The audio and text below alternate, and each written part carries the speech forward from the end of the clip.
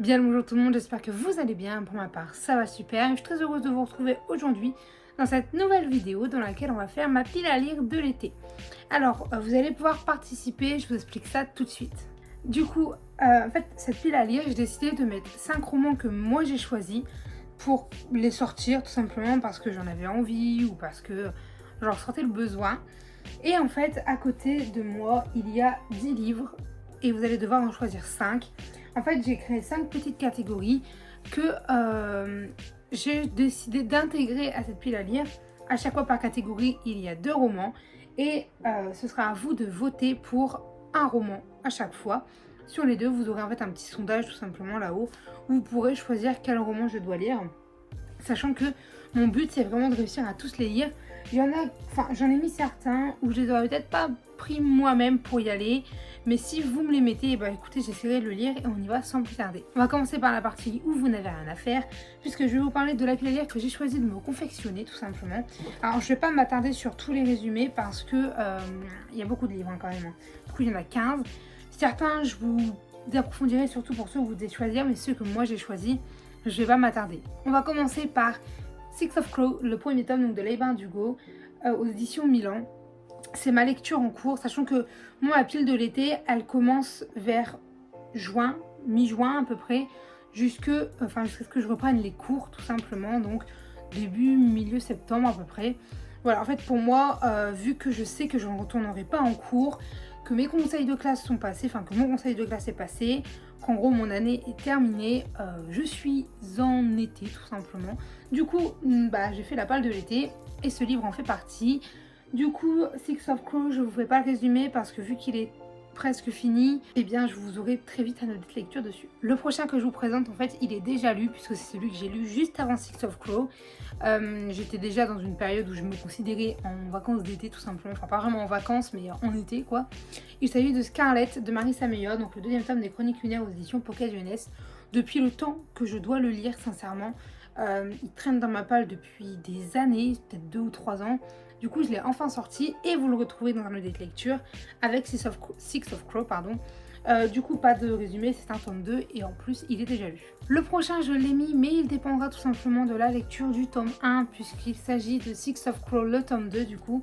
La Cité corrompue aux éditions Milan. En fait, ça va dépendre du tome 1 quand je vais le finir. Est-ce que je vais vouloir tout de suite enchaîner sur ce tome-ci? Est-ce que je vais vouloir changer d'univers? Est-ce qu'il va vous donner envie? J'en sais rien. Et si jamais en fait je vois que cet été j'ai vraiment pas envie de me replonger tout de suite dans l'univers de Six of Crow, je le remplacerai par un autre roman. Puisque de toute façon cette pile à lire est un peu, je dirais pas bancale. Mais si à un moment il y a un livre qui me fait vraiment pas envie et que j'ai lu tous les autres livres, bien sûr j'en rajouterai.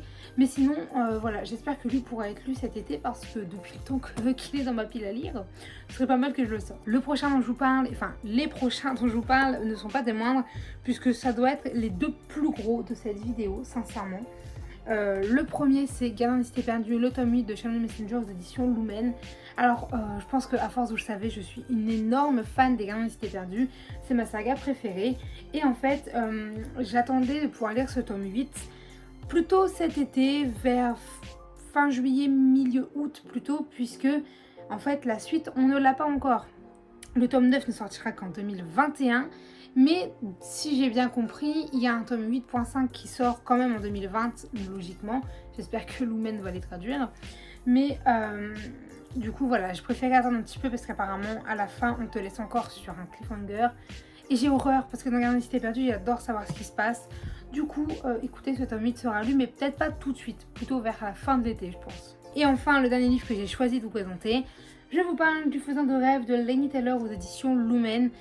Et c'est un livre que j'avais déjà commencé à une époque. Voilà, j'ai laissé le marque-page. J'avais lu 50 pages. Je vais le recommencer, bien sûr. Mais en fait, j'avais eu envie de lire Gardien des Cités Perdues. Oh, j'ai mon chaton. Bonjour, pourquoi tu miaules? Oh, regardez. J'ai petit. Oh, elle ronronne. J'ai petit Yuki. Oh. J'ai mon chien qui est jalouse, voilà. Tiens, on va voir le chien.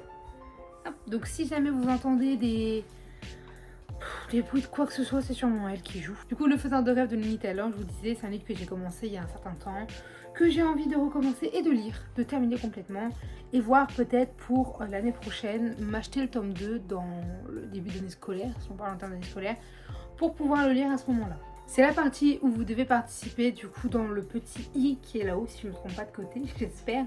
En fait, à chaque fois, je vous mettrai le nom du livre qui est en compétition avec le livre et vous devez en choisir un et du coup, c'est comme ça qu'on formera ma palle. On va commencer avec la première catégorie où j'ai décidé de mettre en fait des histoires qui touchent un peu à l'univers des contes de fées, des réécritures, tout ça.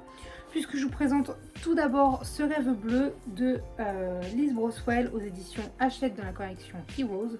Si je ne dis pas de bêtises. On va y retracer le conte d'Aladin mais revisité, puisque dans cette collection donc de Two Step Tale, la nuance que fait l'autrice, c'est qu'en fait les méchants gagnent.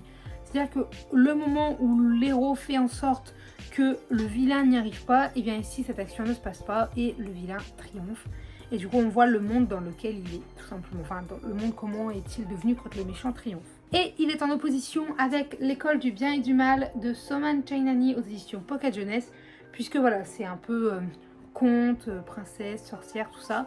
On va suivre Sophie et Agatha qui vont toutes les deux aller à l'école du bien et du mal, sauf que Sophie, qui est toujours blonde, très princesse dans ses allures, tout ça, est sûre d'aller à l'école du bien, sauf que ce n'est pas du tout le cas, puisque Agatha, qui elle au contraire est cynique et toujours de noir vêtue, va se retrouver à l'école du bien, tandis que Sophie va se retrouver à l'école du mal.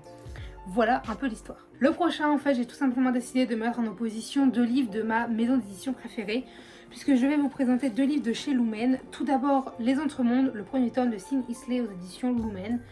J'avais envie de lire, du coup c'est logique Lumen. J'avais envie de lire du Lumen cet été, voilà, vous avez vu que dans mon octral il y en a déjà deux gros. Là j'en ai sorti deux autres. Non c'est tout, après il n'y en a plus, c'est déjà pas mal. Dans cette histoire on va suivre un frère et une sœur qui vont se retrouver à l'hôtel invisible par je ne sais quel miracle, je ne sais plus exactement le résumé de l'histoire. J'ai déjà commencé ce livre mais je pense le recommencer au moment de la lecture, puisqu'il était tombé dans une période d'examen quand j'ai voulu le lire et je n'ai jamais réussi à le terminer. Bref, du coup, je ne sais pas vraiment l'histoire à part que c'est un Lumen. Je vous montre tout de suite le deuxième. Le deuxième, il s'agit de Wizard, le premier tome de Jan Duan. Donc c'est l'initiation, pardon, j'allais dire l'intuition. L'initiation, donc aux éditions Lumen. Alors je sais juste qu'en gros c'est une jeune fille qui va se balader dans la bibliothèque et qui va se balader au rayon notamment des livres 10 manières ou 10 leçons. Oui, 10 leçons pour devenir telle ou telle chose, et elle va tomber sur un livre très étrange puisque c'est 10 leçons pour devenir un sorcier. Et en fait il s'avère que c'est un volume qui peut s'avérer très dangereux si tu ne sais pas comment l'utiliser. De souvenir c'est un truc comme ça, donc voilà, c'est deux univers. Alors lui il est plus court quand même que l'autre, voilà, il fait moins de 330 pages, tandis que Les Entremondes, je sais plus, il en fait 400 et des boîtes je crois. Voilà. Ensuite on passe à la troisième catégorie qui est la catégorie romance, puisque voilà cet été je voulais me mettre un petit peu de romance. Ça veut dire que si à un moment je voulais en lire, eh bien j'ai le choix en fait tout simplement. Je vous présente tout d'abord Léo, donc le premier tome. Saura-t-elle faire la part des choses de Mia Sheridan aux éditions Hugo Roman dans la collection New Romance. Alors, de souvenirs, voilà, en fait, c'est une histoire de deux jeunes adolescents d'abord qui vont se retrouver en foyer d'accueil. Sauf que au début ils étaient amis et petit à petit ils sont devenus plus qu'amis tout simplement. Et un jour Léo va être adopté et du coup il va quitter le foyer et il lui dit: je t'attendrai et je veux que tu m'attendes, promets-moi que tu ne te donneras à personne d'autre qu'à moi. Et en fait depuis qu'il est parti, elle n'a jamais eu de nouvelles tout simplement. Donc on la retrouve 8 ans plus tard, elle a refait sa vie, elle a un job, deux amis, enfin elle a une vie quoi.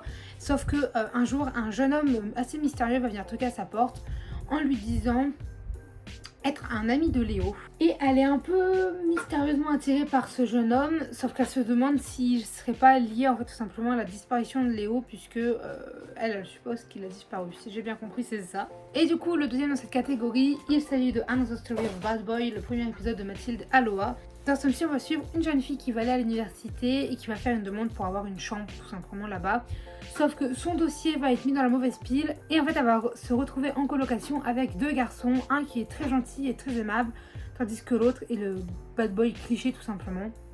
Et du coup, on suppose que c'est avec ce dernier, donc Cameron, le fameux bad boy cliché, qu'elle va avoir une romance tout simple. Cette avant-dernière catégorie, c'est la catégorie Avance tes sagas, puisque en fait, j'ai pris un tome 2 sur une trilogie et un tome 2 sur une duologie. Donc voilà, je vous les présente tout de suite.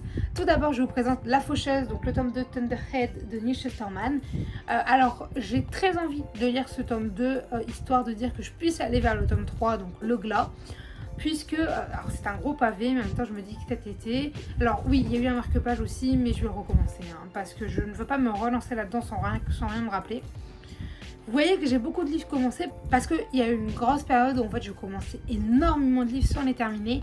Maintenant c'est vrai que je le fais un petit peu moins souvent quand je commence un livre et que je le mets en pause. J'essaie de le récupérer tout de suite après, mais avant j'allais au feeling et puis je prenais le livre qui me plaisait tout simplement. Mais du coup voilà, donc je vous fais pas de résumé pour La Faucheuse. C'est un univers juste où en gros on a vaincu la mort et le seul moyen de mourir c'est du coup d'être glané par un faucheur et c'est un peu...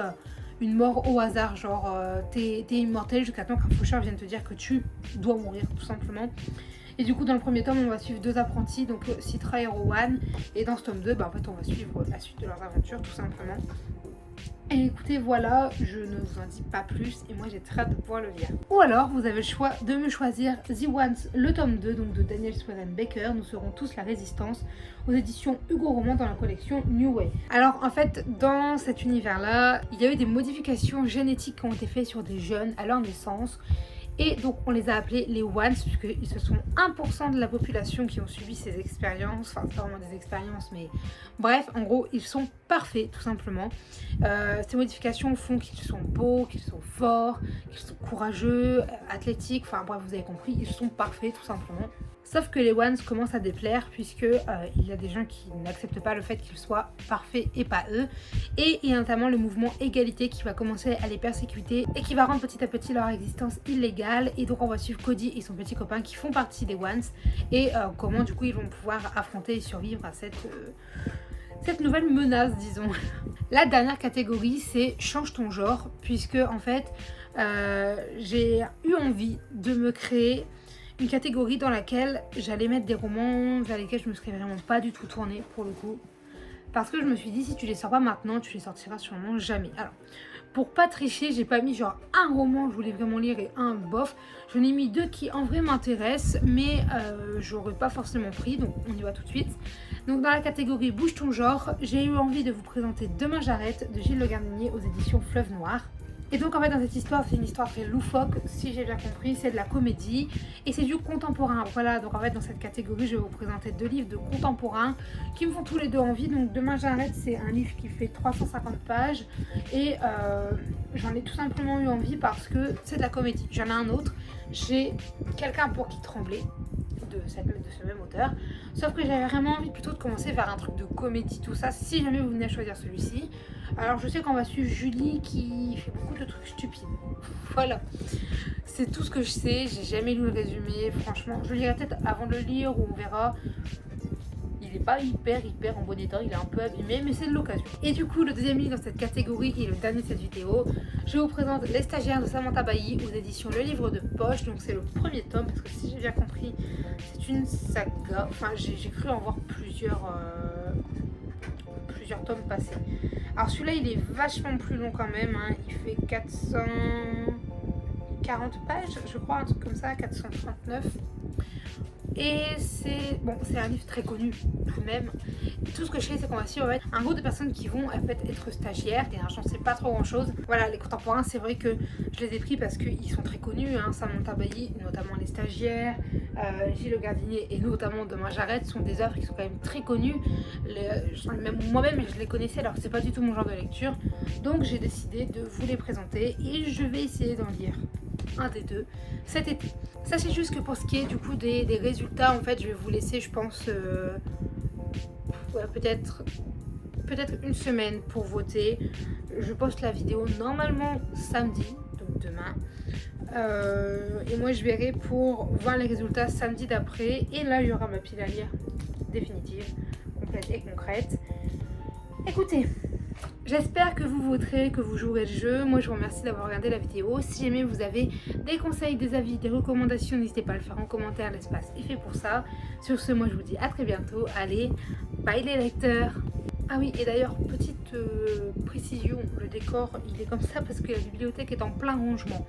Voilà, j'ai fait pas mal de tri, on va dire, au niveau du design de la bibliothèque. Et du coup, en fait, tant que je range des livres, j'avais quand même besoin de filmer. Donc, je me suis mis devant mon autre endroit où je range quelques livres que vous ne voyez pas très bien. Mais il y a des livres hein, ici. Bref, allez, bye tout le monde.